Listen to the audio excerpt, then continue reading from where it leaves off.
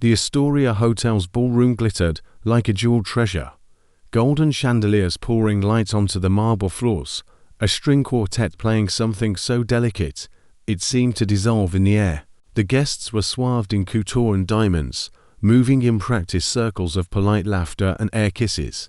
The double doors swung open, and in walked Alexander Grant. He was a man people noticed, broad-shouldered, in a perfectly tailored, midnight blue tuxedo. There was a quiet confidence about him that knew the price of everything in the room and could buy it twice over.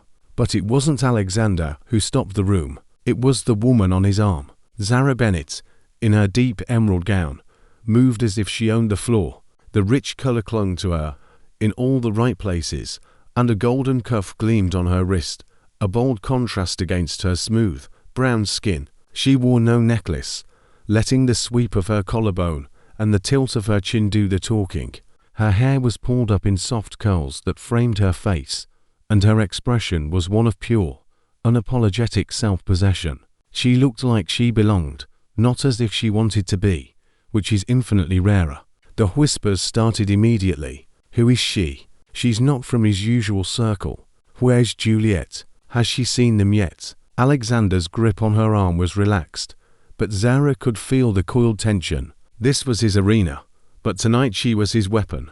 Smile, she murmured without looking at him. I am smiling, he said. Not with your mouth, with your eyes. You want them to wonder. He glanced sideways at her, and for a split second, something like admiration passed through his eyes. The first encounter came near a champagne table.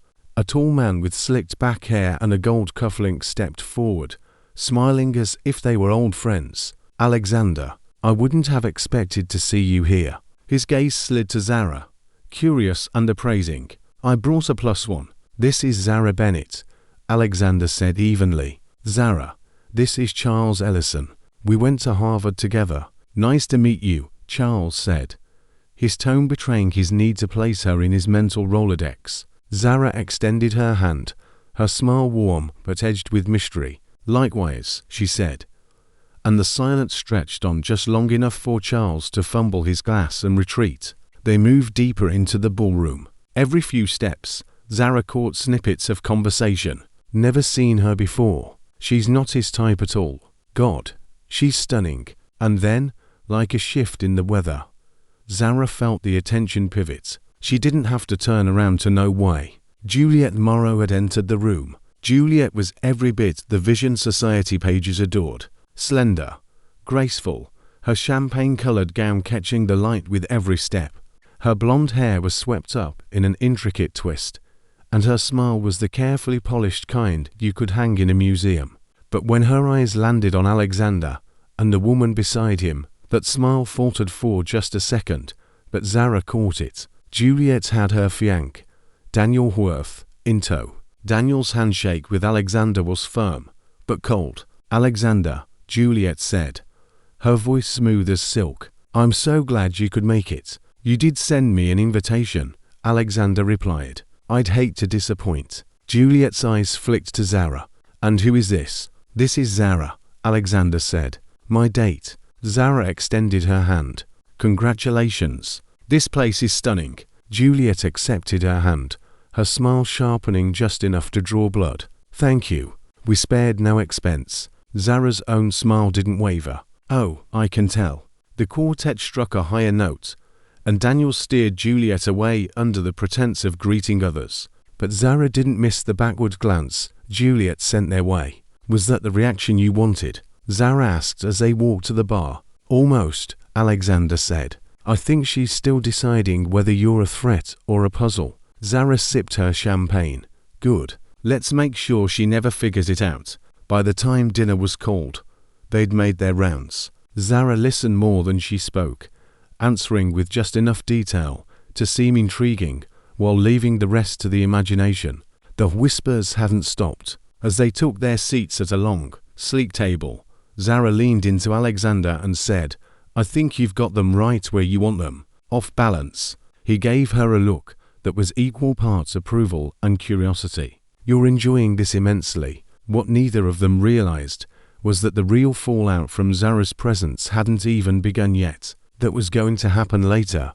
During the toasts, Juliet Morrow had perfected the art of smiling through discomfort. It was an art honed over years of black tie galas, charity luncheons, and the kind of society dinners where one bad look could get you torn apart in the gossip columns for weeks. But as she watched Alexander Grant and the mysterious woman in the emerald gown glide into her wedding, Juliet felt her well-trained mask of composure strain at the edges. She hadn't been prepared for how good they looked together. Alexander, always her equal, always infuriatingly sure of himself, stood taller, sharper, more dangerous than she remembered, and the woman beside him. Juliet's first thought was that she was a hired date. Her next thought was that she didn't belong here.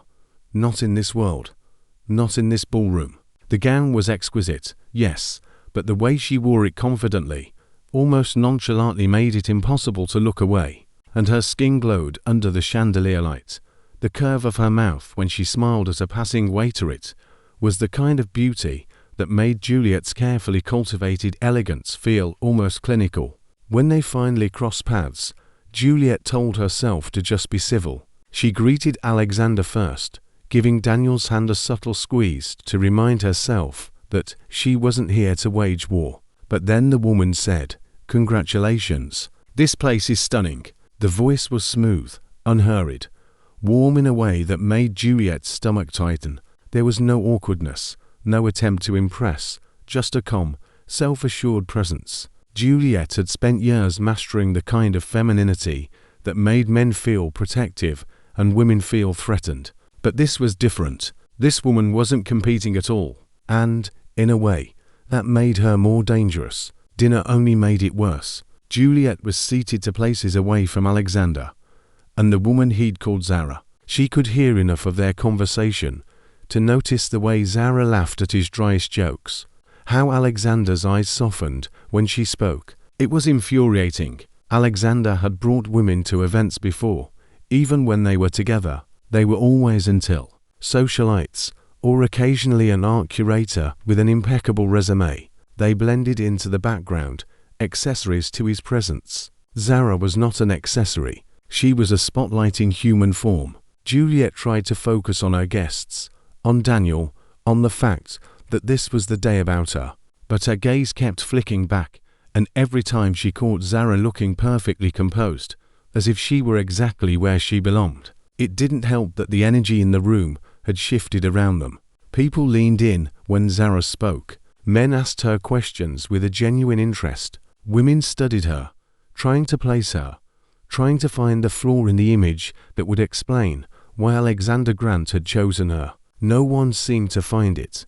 By the time the main course was cleared, Juliet's patience was wearing thin. She excused herself from the table, under the pretense of speaking to the maitre d'. In truth, she just needed air and space from whatever game Alexander was playing. Out in the hallway, she studied herself. Why did she care? She was marrying Daniel, a man who loved her completely, who gave her stability, who meant the world was moving on. Alexander was part of the past, a closed chapter, and yet, the way he looked at Zara, it wasn't the eyes of a man making a petty statement. There was curiosity, perhaps even admiration, that unsettled her more than she'd admit. When she returned to the ballroom, the string quartet had transitioned to a soft waltz.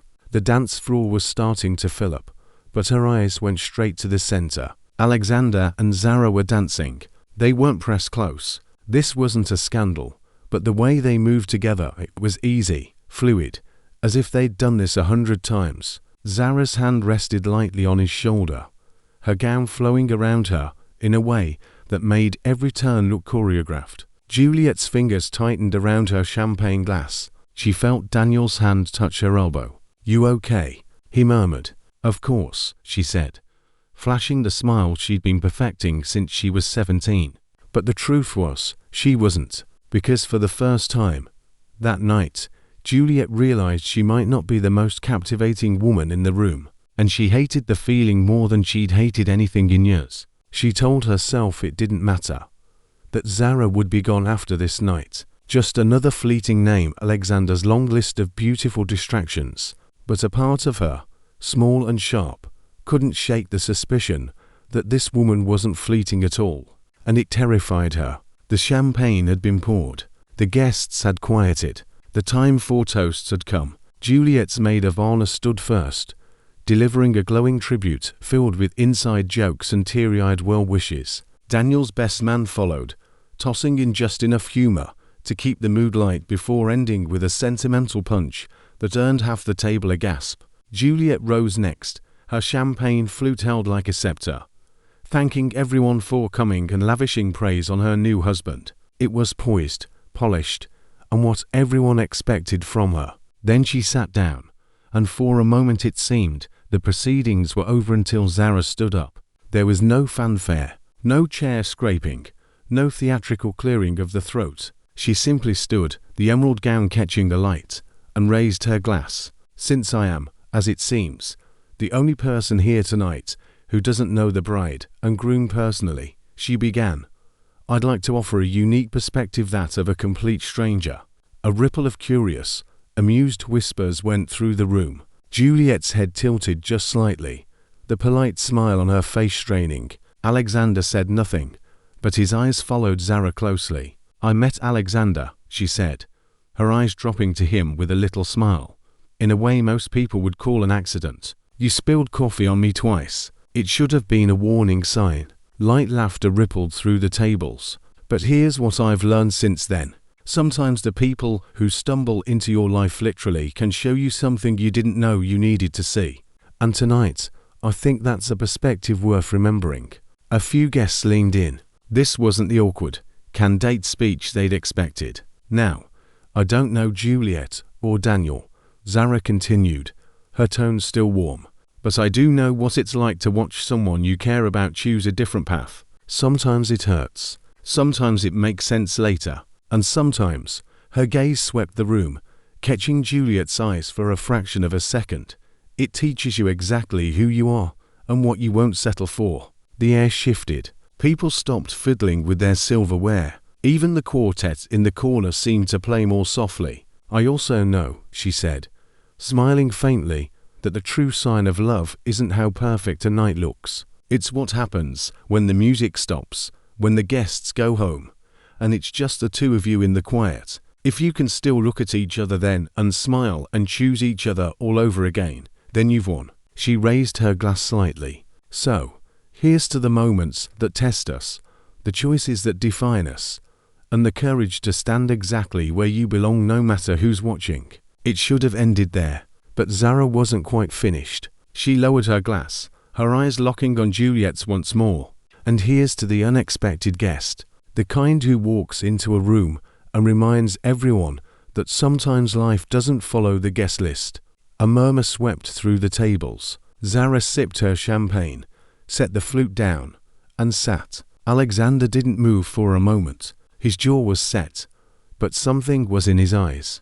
A flicker of admiration, maybe even pride. Juliet's smile remained in place, but the tension in her shoulders was visible to anyone watching closely. Daniel looked at her, clearly unsettled, but she wouldn't look at him. The applause came in a scattered wave, hesitant at first, then building as more guests joined in. Not loud enough to be raucous, but enough to make the moment undeniable. Alexander leaned in toward Zara, his voice low. "You just hijacked the evening." "No," she said, still smiling. "I just redirected it." He studied her for a long second, as if trying to decide whether she was brilliant or dangerous. "Both," he murmured. For the rest of the evening, Zara didn't have to move from her seat to hold court. Guests came to their table, curious, drawn in by the mystery. Juliet never approached them again, but the times Zara caught her across the room, she saw the same thing in Juliet's eyes: exhaustion, and maybe, just maybe, the beginning of regret. What neither woman realized was that the real fallout from Zara's toast was still hours away, once the whispers turned into phone calls, and the phone calls turned into headlines. But for now, the ballroom hummed with the unspoken sentiment that something had just shifted, and the bride's perfect night no longer belonged to her at all. Zara, for her part, seemed perfectly calm. She sipped champagne, traded quips with Alexander, and acted as if she hadn't just revealed the truth to an entire room of the industry's elite. But she felt the weight of eyes on her, some curious, some suspicious. She noticed one set of eyes in particular, Daniel Worth's. They had been glinting her way all night when he thought no one was looking. At first, she assumed it was simple curiosity, wondering who she was, why she was here with Alexander. But now, after her toast, that look had changed. It wasn't curiosity anymore. It was recognition. He approached at leisure on the dance floor. Juliet was distracted by a circle of guests near the bar. "Zara Bennett," he said, his voice low and just loud enough to carry. "I didn't think I'd ever see you again." Zara's smile didn't falter, but her hand tightened on her glass. "You're mistaken." Daniel's eyes narrowed. "No, I'm not. It's been 5 years. Philadelphia. A mural project on 7th Street. You were." She cut him off, her tone suddenly sharper. "I was a student trying to pay my rent, and you were the man who commissioned a small art piece, then said you'd settle up later." Her voice stopped dead, but her eyes said the rest. Alexander, still at their table, noticed the tension and stood immediately, moving to her side with a casual grace that didn't fool anyone paying attention. "Everything all right here?" he said, his voice polished but with an edge. Daniel stepped back a half inch, his mask back in place. "Of course, just catching up with an old acquaintance." "Not old," Zara said. "Just some things you remember." Juliet's voice cut in across the room. "Daniel, darling, come help me with the gift list." She had reappeared, and although her tone was light, her eyes flicked between Zara and Alexander with a razor-sharp calculation. Daniel excused himself without another word. Alexander waited until they were alone to speak. "I want you to tell me. What was that?" Zara's eyes remained on the dance floor. "Your ex-fiancé's new husband hired me once, paid me half of what he promised, then tried to make it up in other ways. I told him where to shove it." Alexander's jaw tightened. "And he recognized you tonight?" "Oh, he recognized me the second I walked in," she said. "Your ex-fiancée has no idea. Or maybe she does and wanted to ignore it." Alexander's eyes went to Daniel, now laughing with Juliet as if nothing had happened. "Why didn't you tell me before?" Zara met his eyes then, steady and unapologetic. "Because this was about making a statement. I wasn't going to steal your spotlight. But the truth is, I don't just stay in the wings." The rest of the night moved in fragments. Alexander fielding questions from curious guests, Zara navigating conversations that probed deep, Juliet throwing glances that were equal parts suspicion and unease. By the time the final dance was announced, the ballroom felt smaller, the air thicker. When the bride and groom made their grand exit, the applause was deafening. Zara remained seated. She clapped politely, but her eyes lingered on Daniel until the doors closed behind him. In the car afterward, Alexander finally broke the silence. "That toast you gave, was it about her or about him?" "Both," Zara said without hesitation. She needed to be reminded that she's not untouchable, and he needed to remember that the past has a way of showing up when you least expect it. Alexander leaned back, watching the city lights blur past the tinted windows. "You know, you may have just turned their wedding into a conversation topic for the next month." Zara smiled. "Good. Let them talk. Just make sure they spell my name right." Neither of them knew it yet, but by the morning, someone would leak the story, complete with blurry pictures of Zara in her emerald gown, her name, and a murmur of a scandal involving the groom.